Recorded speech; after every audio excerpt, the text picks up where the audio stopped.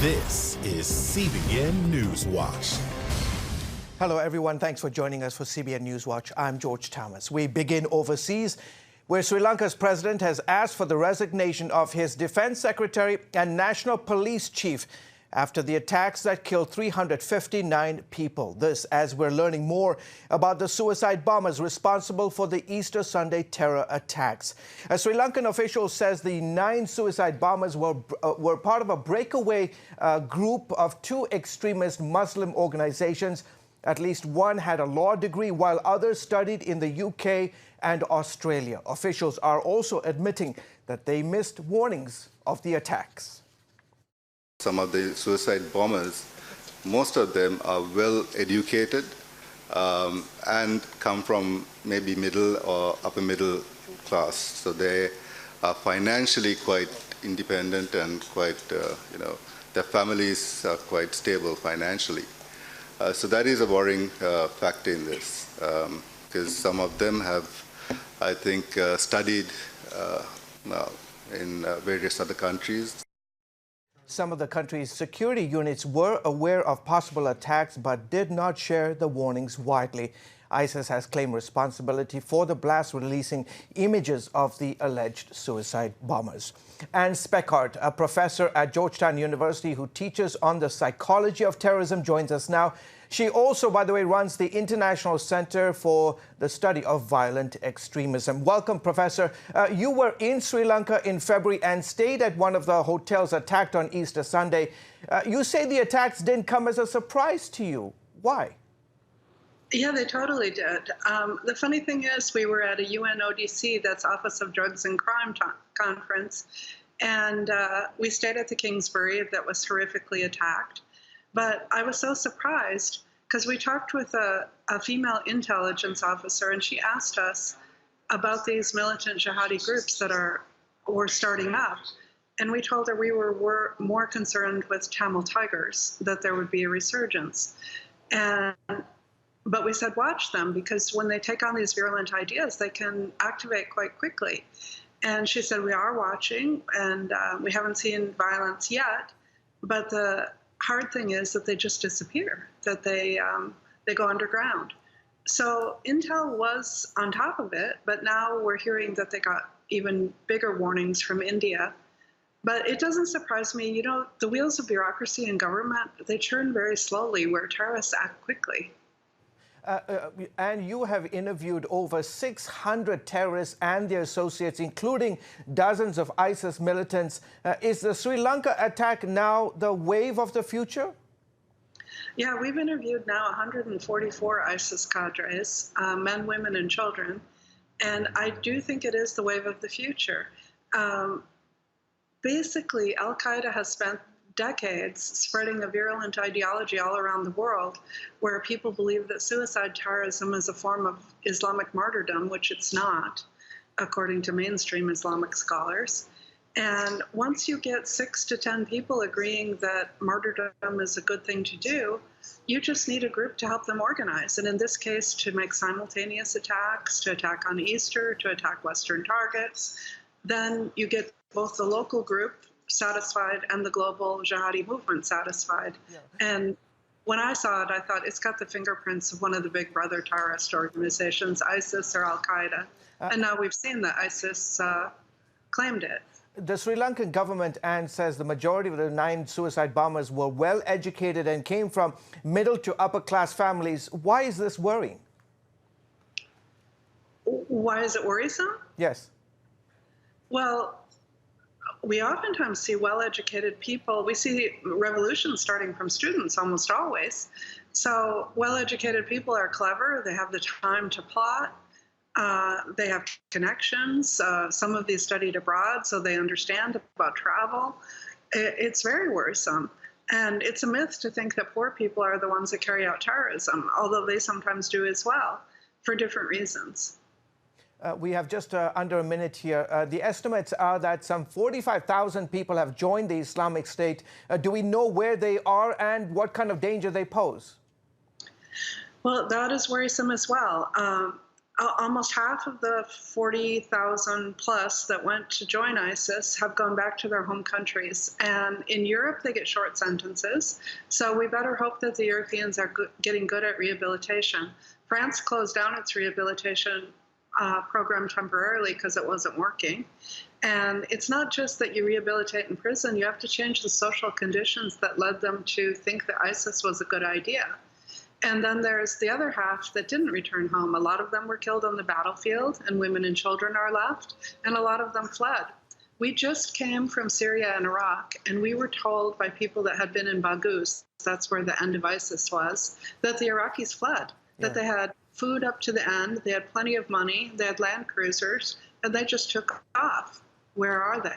And I'm sorry, we've run out of time. We do need to leave it there. Anne Speckard, thank you so much for joining us on the show. You're welcome. By the way, on a World Beat segment this week, I talked with one Christian leader in Sri Lanka about what happened there. You can watch it at our website. Just look for the headline, As Hundreds Grieve. Top Christian leader in Sri Lanka explains how you can pray for them. A 5-year-old boy who was attacked and viciously thrown from the 3rd floor of the Mall of America in Minnesota is defying the odds and is surprising doctors. My colleague Mark Martin joins us now with the story. Mark, tell us the latest. Yeah, George, Landon's recovery is being called a miracle. The young boy, Landon Hoffman, was shopping with his mother and friends on April 12th when he was thrown over the rail of a balcony by 24-year-old Emmanuel Aranda. Landon fell 40 feet to the 1st floor and broke his arms and legs. Until recently, it was believed that he suffered significant head trauma, but after a 5-hour MRA, doctors found something remarkable. There was zero evidence of brain damage. Not just brain damage, there wasn't even any swelling in the brain. And no spinal cord injury, no nerve damage, no internal injuries that were life-threatening. Praise God. Pastor Mac Hammond leads Living Word Christian Church in Brooklyn Park, Minnesota, where the family attends. He shared that update on Easter. Hammond said he and his wife visited the family last week to encourage them. He learned Landon's mother received a warning from God just minutes before entering the mall that day. The Holy Ghost gave her a warning. And in her words, a dread came over her. But, you know, she didn't feel like she could just turn around and leave. She's supposed to meet this other mom and son there. And so she prayed. She prayed. And she called on the ministering angels to hedge him about. Although mall goers were heard screaming as Landon hit the 1st floor, witnesses say his mother was heard yelling, "Just pray."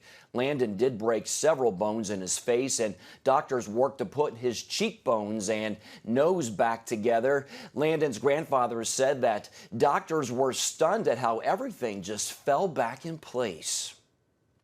One of his attending physicians said this is truly a miracle. This is him speaking. This is truly a miracle. It's like he fell off a bicycle instead of off the 3rd floor of the mall.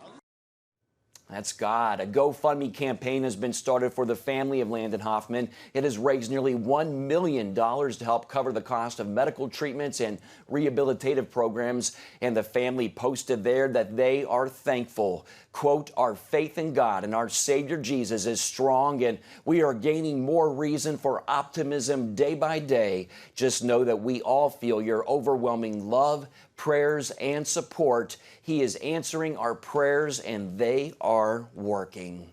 Aranda did not know the family. He told police that he had gone to the mall intending to kill an adult because, quote, "they usually stand near the balcony," but it did not work out. And George, he was reportedly angry that he had been rejected by women at the mall in the past, and that caused him to lash out and to be aggressive. He is being charged with first-degree attempted premeditated murder. Once again, first-degree attempted premeditated murder. Yeah, incredible. What a miracle. It is, most definitely. Builds your faith. Amen. From Minnesota, thank you, Mark. From Minnesota, we head to our nation's capital, where the Trump administration is going on the offensive, fighting back against a subpoena by the House Judiciary Committee. It's for former White House counsel Don McGahn to testify while Democrats push for impeaching the president. CBN's Charlene Aaron has a story. The White House is pushing back against congressional investigations. President Trump says he's against White House aides testifying to Congress and planning to fight in court a subpoena issued to former White House counsel Don McGahn. The president told the Washington Post Tuesday there is no reason to go any further, and especially in Congress where it's very partisan, obviously very partisan. They don't want to get to the truth. They want to get to this president. And at this point, I don't know what Jerry Nadler thinks he's going to get that Robert Mueller didn't, except for some political points with the base. Nadler and others have vowed to move ahead investigating Trump-related matters, ranging from potential obstruction of justice related to the Mueller probe to his personal and business taxes. The administration appears to be setting up another fight on that front, the Treasury Department skipping a second deadline to turn over the president's tax returns. Treasury Secretary Steve Mnuchin says he wants to consult on the legal implications of such a move. On Tuesday's 700 Club, Regent Law Dean Mark Martin suggested turning over the taxes would be a terrible precedent. I think every American has a lot to fear because if a branch of the federal government can just decide that they want to publicly illuminate any of our tax returns, we no longer have any legitimate right of privacy.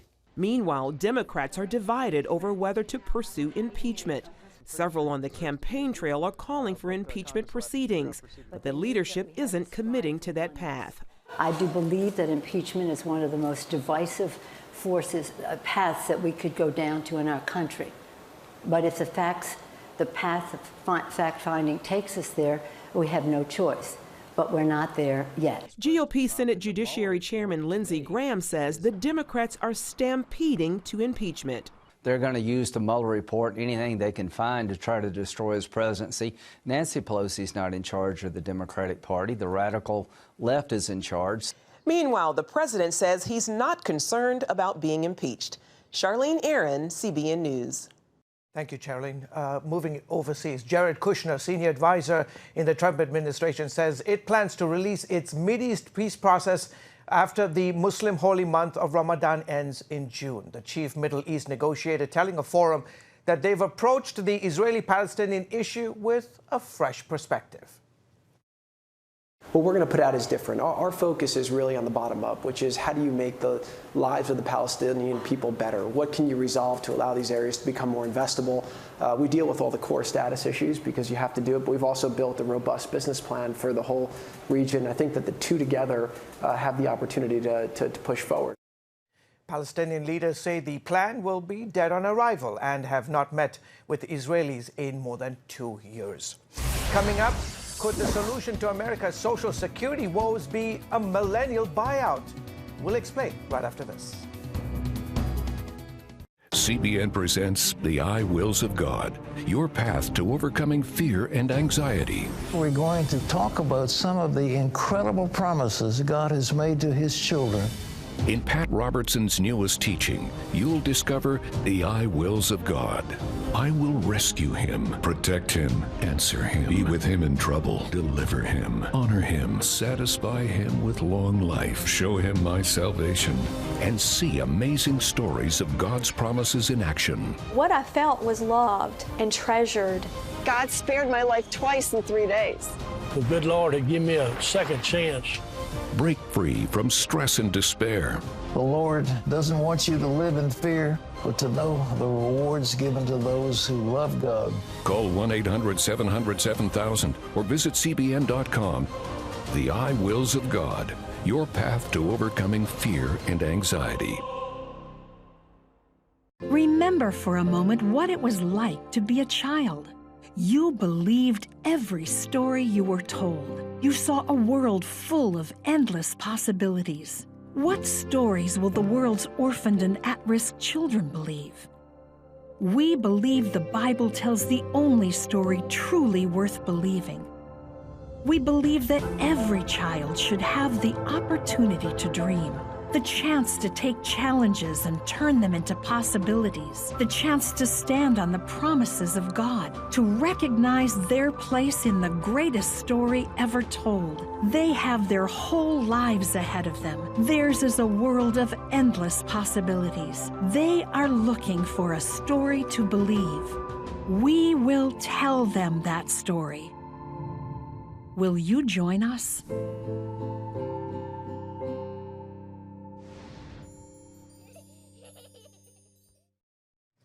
And welcome back to the CBN News channel. You know, talk of Social Security funds running out has been going on for years, but could it really happen in the very near future? Some experts say yes, but is there a fix?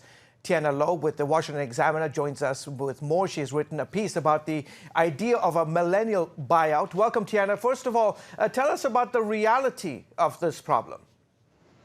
So we know that Social Security will become insolvent by 2035, and this is because it has always been structured like a Ponzi scheme where current retirees are being funded by current workers. And this inevitably would create a crisis where it was always heading towards a point of insolvency. You see, the return on investment for the first ever Social Security recipient, Ida Mae Fuller, saw about 92,000% return on her investment. Right now, the return on investment for Social Security has plummeted to the single digits. And after 2035, it will be negative. People will be seeing less money than what they paid in. For years, Congress has kicked the can down the road. Why do you think we are really at a critical juncture now? Because I think that now we understand that if you look at our deficit and debt projections, the overwhelming majority of the increase in the next 30 years is directly caused by entitlement spending. That is Medicare, Medicaid, CHIP, and Social Security. Now, healthcare is a beast of its own, and that's something that more people need to be focusing on from think tanks to universities. But the Social Security problem is quite obvious. We have to have some sort of mechanism to phase it out before we hit that critical juncture of insolvency. Because not only does that then add to our deficit, but on top of that, it adds to our interest spending. So you have written about this idea of a millennial buyout. Explain it. How does it work?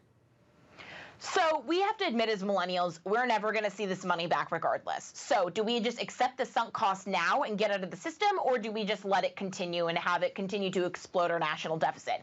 I say, let's have an optional buyout for millennials where we commit to a finite amount of time. Let's say it's 5 years, let's say it's 10 years, where we pay double the amount of Social Security taxes we would be otherwise. And then at the end of that period, we're done paying taxes, we're out of the program, we'll never see that money back, but then every single paycheck that we get after that, we don't have any Social Security taxes, and that's more money we can actually stick in Roth IRAs and 401ks. And the reason why this is politically necessary is because we still need to fund current retirees and soon-to-be retirees who have spent their entire lives paying into the system. We can't just not pay them out, and this is a relatively simple solution that I think most millennials will acknowledge is the only way out of it.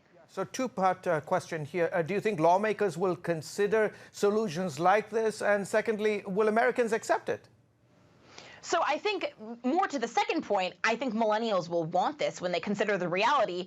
Either have a finite sunk cost now or spend the rest of your life paying into a system that you will never get any of that money back from. Now, lawmakers like to protect entitlements because they don't want to tick off the elderly. And in a case like this, I think that if you have enough millennial outrage, and I think this is something that should be bipartisan, the fact that we're paying into a system that will never see any of that money back. So if there's enough outrage, and it is bipartisan enough, and because it's an opt-out, and the way that the system would be designed, it would mean that current retirees would still get their money, and that soon-to-be retirees would still get their money. I think that we could put enough pressure on Washington to actually make this politically feasible. It would involve a coalition of the actual fiscal hawks remaining in the Republican Party and the Blue Dog coalition in the Democratic Party. Wow. Okay, Tiana, fascinating discussion. Thank you so much for coming on the show. Tiana Lowe with the Washington Examiner. Thank you. You're welcome. Still ahead, a family legacy continues in the efforts toward uniting Christians and Jews. It's about the competition. I kind of put that pressure on myself, and I think people had expectations. It's about overcoming. We use this phrase all the time, keep chopping, keep practicing hard. It's about going the distance. You know, I think as a father, it's my job, to lead. Just be the best husband and father I can be. Watch Going the Distance with Sean Brown Saturday night at 7:30 on the CBN News Channel. Woohoo! Hi, Superbook fans. Here's something else you'll love. It's the new Superbook Bible app. It's packed with movies and Superbook episodes that you can watch for free. Oh no! There's trivia, a fun daily devotional, and answers to your Bible questions. Plus, an easy-to-understand Bible the whole family will enjoy. You can even create your own Superbook character. Ta-da! Whoa! The Millsburg Falls man coming. Sorry, pardon me. Sorry, excuse me. Ouch! Are you getting this? Earn super points to win daily prizes too, and so much more. Time to get back to my adventures. See you soon. It's the new Superbook Bible app. Free downloads on iTunes, Google Play, and Amazon. Discover the I wills of God. I will rescue him, protect him, answer him, be with him in trouble, deliver him, honor him, satisfy him with long life, show him my salvation. What I felt was loved and treasured. God spared my life twice in 3 days. The good Lord had given me a second chance. Call 1-800-700-7000 or visit CBN.com. The I Wills of God, the latest teaching from Pat Robertson.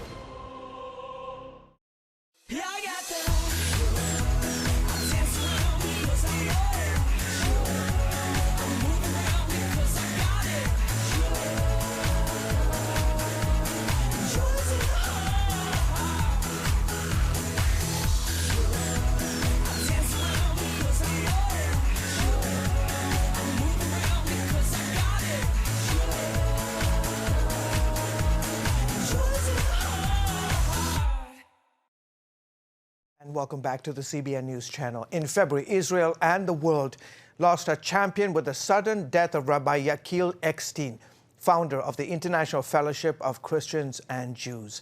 As CBN's Chris Mitchell explains, Eckstein's daughter, Yael, is carrying on the family legacy. Many knew him as the ultimate bridge builder. Rabbi Eckstein started the International Fellowship of Christians and Jews in 1983. Since then, it's generated more than $1.5 billion to help Jews in Israel, the former Soviet Union, and more than 58 other countries. In a video message taped shortly before his death, Eckstein charged his daughter, Yael, with the mantle of his ministry. Watch over this ministry. Feed it. Cultivate it.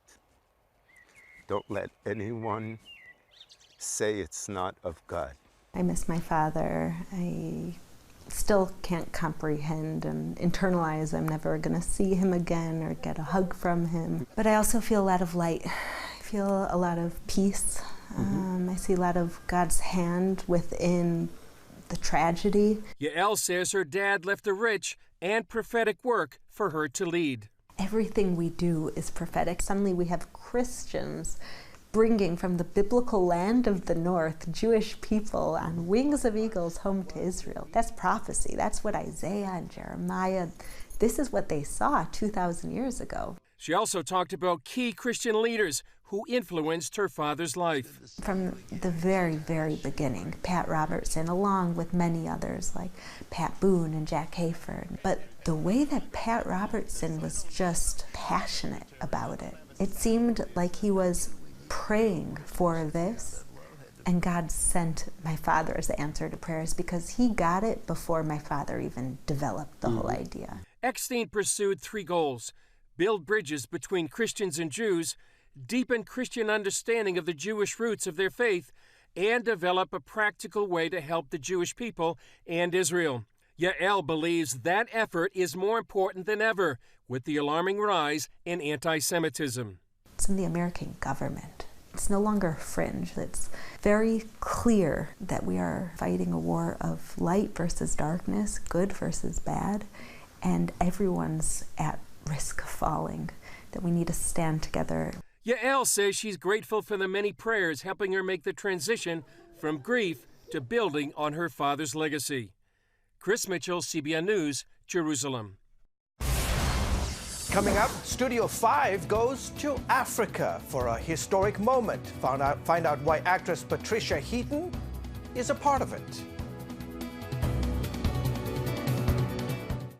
as the world watches from the outside. It's a big diplomatic tug of war here in the Middle East. Go inside the story with Jerusalem Dateline. Israeli archaeologists are talking about a discovery that could change the thinking about the Temple Mount. Join CBN Jerusalem Bureau Chief Chris Mitchell and get the biblical perspective on the events shaping the world. What starts in Israel then ends up going to other places. Watch Jerusalem Dateline, Friday night at 9:30 on the CBN News Channel.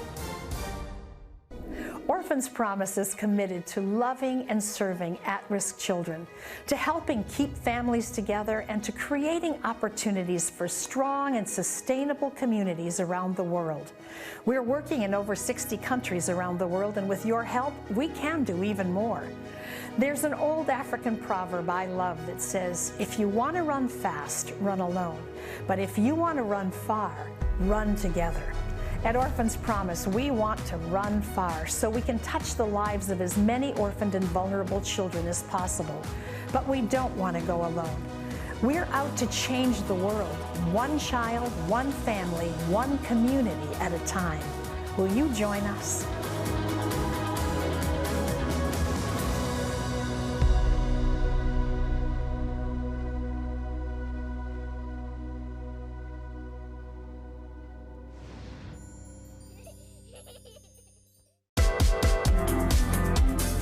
Meet the pastors who are preaching the gospel in a fresh, fearless way.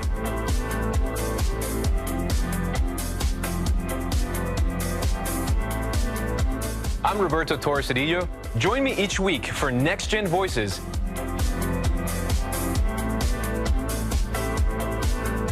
And watch God transform a generation.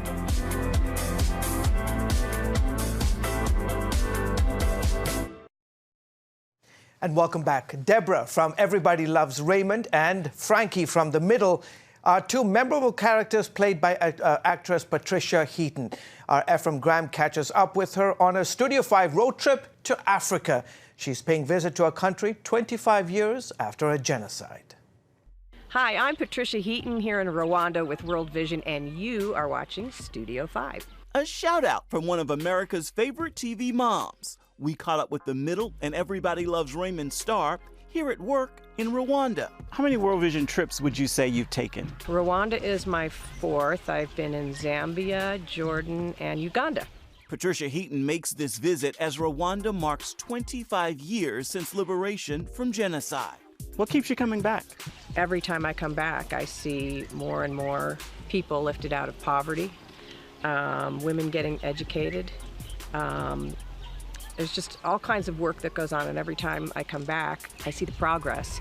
And it's just such an encouragement and a privilege to be able to come here and see where all those dollars are going and see what an impact and a sustainable impact it's having. You can see more of Studio 5 and Patricia Heaton on the CBN News channel tonight at 9:30 Eastern. Well, folks, that is it for this edition of NewsWatch. You can find more on the issues you care most about at cbnnews.com. You can always watch CBN News channel programs anytime on our CBN News channel. We love to know more about what you think about the stories you've seen here. Email us at newswatch@cbn.com or reach out to us on Facebook, Instagram, and Twitter. We hope you will join us again next time. We'll leave you with this look of what's trending today on cbnnews.com.